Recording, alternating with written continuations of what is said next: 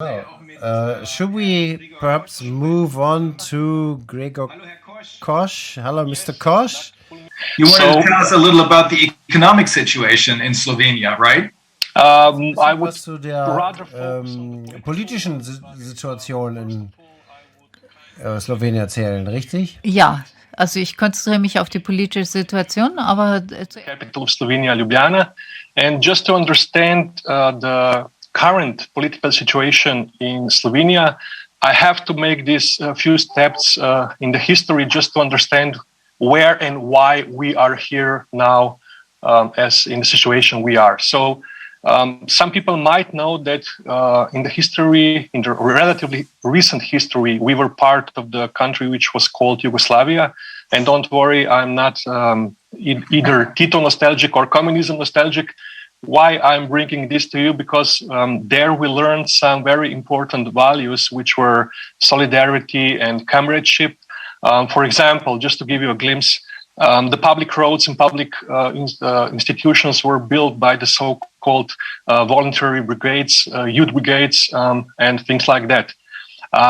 Also, during the Second World War, Yugoslavia were organized the so-called AVNOJ. And what is that? It was the Anti-Fascist Council for the National Liberation of Yugoslavia. So very close to this, what we are now doing globally against Mr. Global and Plandemiji. So we are very close to that. But most importantly, what I would really like to stress about that times were the year 1961, where Yugoslavia, together with 120 states globally, formed the non-alignment movement. And why is that so important? First of all, this is the second largest state union on the world. Only the United Nations has more state members. But most importantly, they found that decision-making power, which is something we are still, we have the lack of this in our movements around the globe. And they were able to position themselves actually at the highest level of the game. And I call this as some kind of old school politics, where they knew what to do, where to do, and how to do it. Now, coming from this to Slovenia, Slovenia was the first country which proclaimed independence in 1991. We only have 2 million inhabitants. We are the only country in the world with word love in our name, and we are very proud of it. Our language has duality, so it's not only singularity and plurality, we have also duality. It's much easier to express love between two living beings. We are proud of this. More recently, I would also like to point out that we were the first country in the whole world where the official minister of the government for the public affairs declared the so-called precautionary principle for the deployment of the 5G technology. Unfortunately, it only lasted for a few weeks because, as Professor Wuzem explained, we had this relatively unexpected end of the government when our previous prime minister went to the World Economic Forum in Davos and came back and said, okay, sorry, I'm not going this game anymore. And then we got this government, which is now. But where exactly are we now?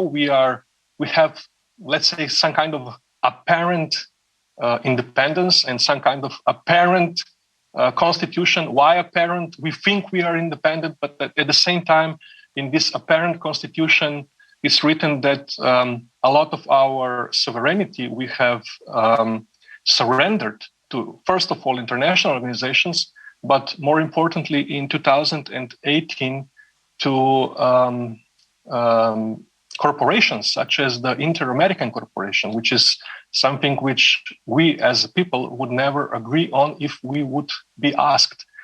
How did that happen? It happened almost similarly like this pandemic happened. It was one hidden end of December. They had this public hearing of the parliament, and they said, okay, now we will discuss the agreement with Inter-ameriško Corporation. Nothing about it was ever in the mass media. And at that time, we were, as citizens, we were not so much awakened that we would see every article and every decision they would like to adopt in the parliament.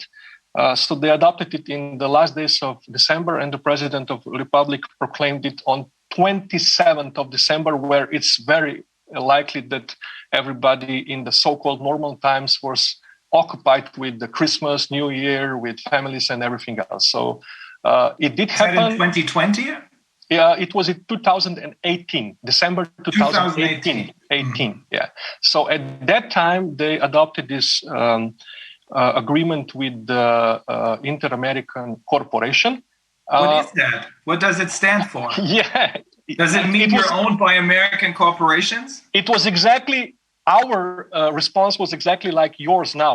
What is that and what does it mean to us? And it was very scary when we were starting reading the articles of this agreement, because anything for this corporation has no legal consequences either to the staff of the corporation or the corporation itself, neither in Slovenia nor internationally.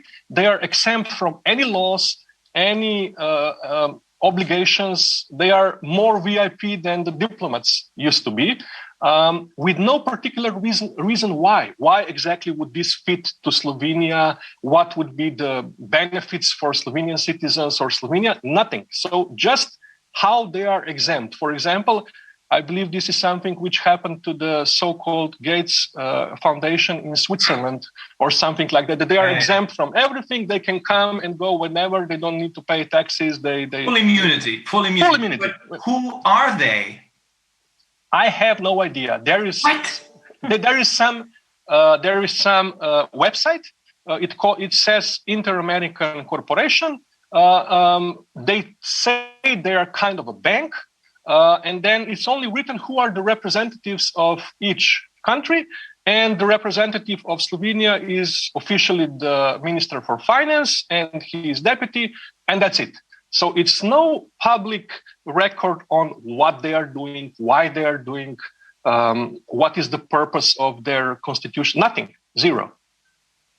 That is very strange. Yeah, it is very strange, and it's something which already happened to us 2018. At the beginning, I didn't mention that my field of study were political science, and already in 2009, I wrote the Master of Science thesis on the influence of the pharmaceutical industry on the politics of the US. So I never knew how important this topic would be 10 or 12 or 13 years from that time. But we are now in the very middle of this process. In 2018, when the previous elections were held in Slovenia, we had this political party which was called For Healthy Society. And even then, we started to promote topics as freedom of choice for vaccination and against any obligatory things to us.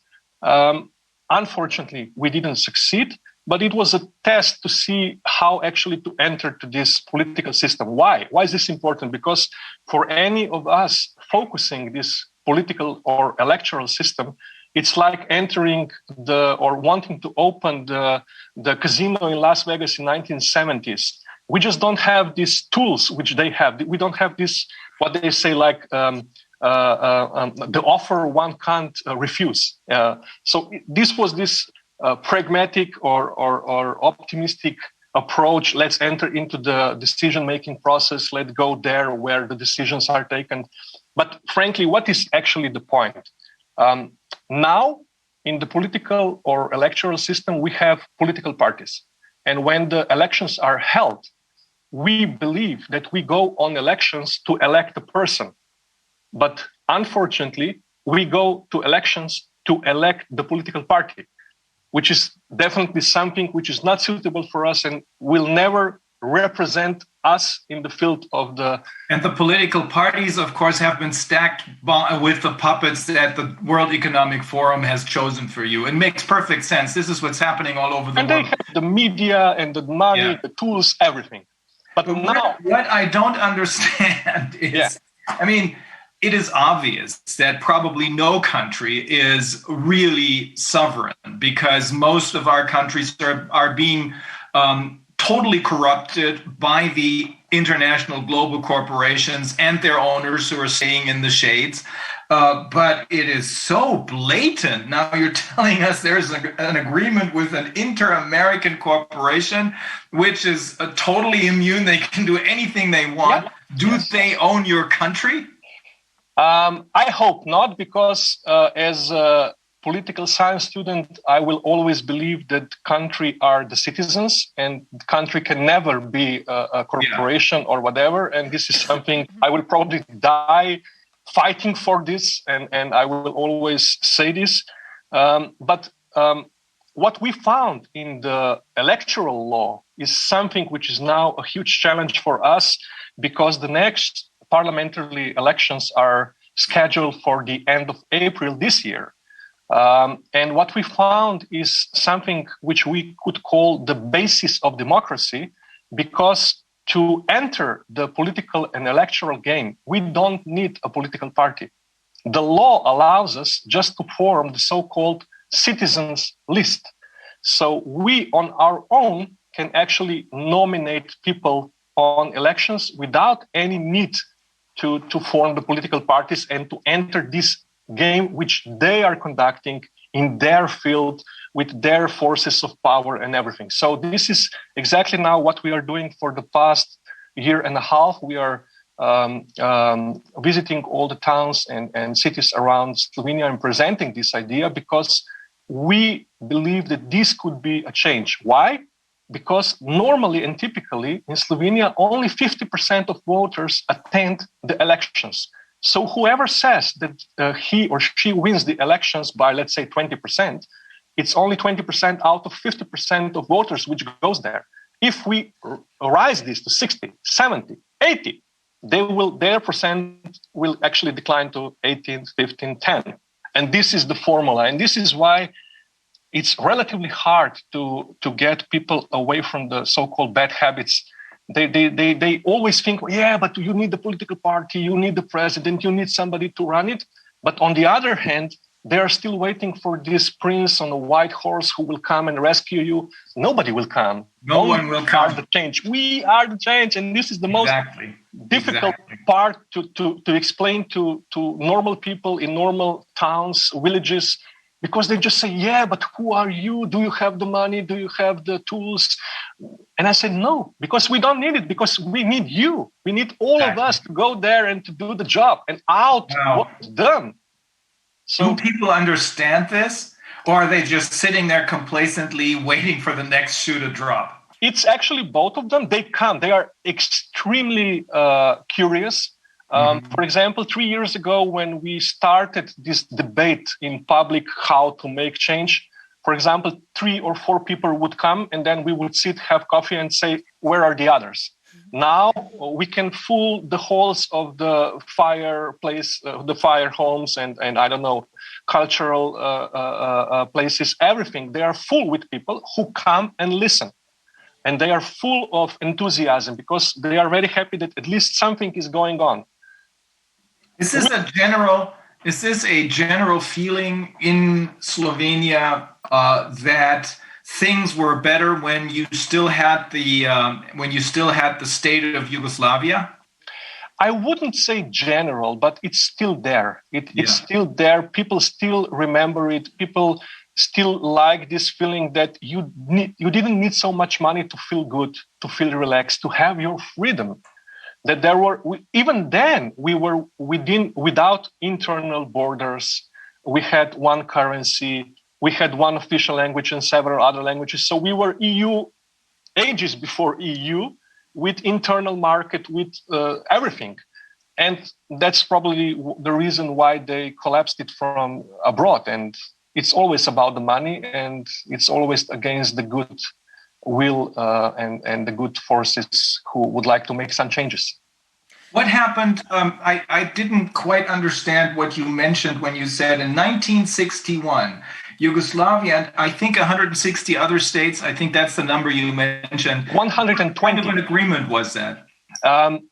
It was actually the intergovernmental agreement called non-alignment movement. Ah, okay. The short version is NAM, N-A-M. And it was the presidents like Tito, Nehru, Yasser, I don't know, from all, let's say, very developed, especially African, South American states, Yugoslavia, and they actually positioned themselves against the two blocs. So against the tensions between the US and the former USSR. So, and they formed this non-alignment movement to outvote them in the General Assembly of the United Nations. So it was one of the cleverest things to do, because they had all the natural materials, natural resources. They didn't have the money, but they had the mankind, they had the resources, and they used it. And of course, after a while, it was the main target to destroy it. First they destroyed Yugoslavia. Subsequently, they destroyed non-alignment movement. They made fun of it like, it's something like Tito's playground or Castro's playground or things like that. But actually, again, that was the decision-making power we lacked now in the process of fighting the Mr. Global. Can I ask you, this person, the president that stepped back after the visit to Davos? After we returned from Davos. So what has happened to him? Has he come out like with criticism, or do you have any further information about his motives? Look, I studied political science, and I have never seen something like this before. He went on one nice sunny Thursday, end of January, to Davos. He came back on Friday morning, and on Monday, he went to the press and said, I'm resigning. So nobody, no analytics, nobody had a clue. Even his closest friends, allies, nobody knew. It was a What's his name? Marjan Šarec. Marjan Šarec, thank you very much. So he used to be a former comedian, an actor. So, but also after this career in the stages, he used to be the mayor of one of the cities in Slovenia. And then all of a sudden he was the chosen one. But I have to say, I believe he is not part of this young globalist program which you mentioned before, Dr. Fuellmichu. But there is one rather important person in Slovenia who was part of that program, and she is now the head of the cabinet of the president of the republic. Her name is Alja Brglez. She was part of that globalist program. And also we have to say that our president of the republic, Borut Pahor, when he went for the European parliamentary representative a few years ago, when he came back from Brussels, he was a completely different person. We don't know officially if he entered any globalist, courses or whatever, but we noticed immediately how he changed considerably. That's really crazy. And but nothing has come out. I mean, since you're a small country, there's no behind the scenes information about the motives of this cabaretist or comedian or. Officially, they were just spinning on the bad connections in the coalition, that they are not strong enough, and that he would prefer the elections as soon as possible. But what was more important was what happened afterwards, that all of a sudden, this right-wing party president, its coalition was ready immediately. It is, again, something which has never happened before in Slovenia. Okay, I finally understand what went on. Okay. It was ready. It was tailor-made. And maybe some of you even remember those first photos of the first session of the new Slovenian government in the March 2020. It was the first government session in the world where all the cabinet ministers wore masks. And that was their first agenda, to make a huge PR. Now we are protecting us, we are protecting you. Don't worry, we will be there for you to fight against the virus and everything. We are here, we are strong, we will do it. What a bunch of blatant lies. But again, I have to say, the other side, the so-called left or left-middle parties, they did nothing to end this. they have the tools. They could prevent anytime. They could run over it, outvote them. They could buy votes. They know how to buy votes. They did it many times in the... Well, what this tells us is that the entire system is corrupt. Completely. Not just in your country, in all of our countries. That's why it's so important to start a parallel society and have our own system. Everyone agrees on this in the meantime. We shouldn't waste our time on the old system. All of the people who are part of this old system are completely obsolete. Most of them are stupider than hell. Most of them have either no biographies or fake biographies. We shouldn't waste our time with them, but we should use the people who we have on our side, because we have the really good people on our side, and start with a completely new system, both a holistic or a whole system of education, of judiciary, economics, medicine, etc., etc. We can do it. And then we can connect with each other, but we have to do it in our regions, in our communities, and disconnect from these global corporations and global NGOs. I definitely agree fully with what you said, but I would still say something about our elections end of April.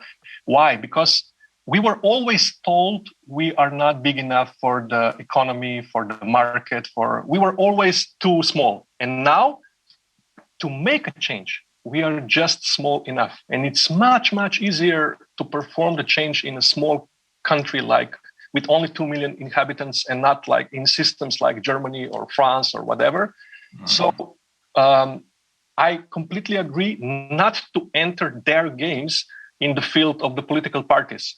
But by this tool of the citizens list, we can surprise them there, because actually we don't need the money, we don't need the connections, we don't need anything, and we can come there relatively unexpectedly, only if we awaken enough people to go there and outvote them. So this is basically what we are now advocating for, and where I believe personally that the support of all the partners around the globe, which would mean very much for us, for all of us, basically. It's the connection. We have to connect with each other, but we have to do everything we can in our own regions, in our own communities. Exactly. This is what grassroots democracy is all about. That's why we joined this party here in Germany, whose name is Die Basis, the base, because that's what it's all about. We have to start setting up our own systems, supply lines, for example, energy supply, agricultural supplies. We have to do it in our regions. And then we can connect with and exchange the best ideas between the separate regions and communities. I think that makes the most sense. Wolfgang. Yes, hello. I think you have to watch out when you have the elections, because they try to cheat us. They try to establish election systems which they can influence, where they can falsify the results. And you have to choose an election system which is very transparent, where you're counting the votes and everyone can follow this counting, and everyone can follow where the votes come from. So it's very important, because we observe that it's getting more and more intransparent. The more you put it into computers, and the more you do it with the letters sending somewhere, and so it's in a small country, it's much easier to have a transparent election, and you should pay a lot of attention, I think, to not to be cheated there. So this is the only thing. Thank you very much for your explanations, and I enjoyed it very much. I listened all the time. Thank you very much. Okay, we have to, because we're under a lot of pressure, we have to let you go now, because Robin Minotti has been waiting.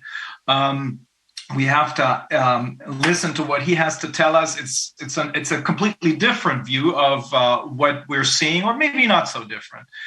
So thank you very much, Mr. Koz and Tjascha. We'll be in touch. Thank you. All right. Dankeschön. Vielen Dank. Thank you. Yes. Bye.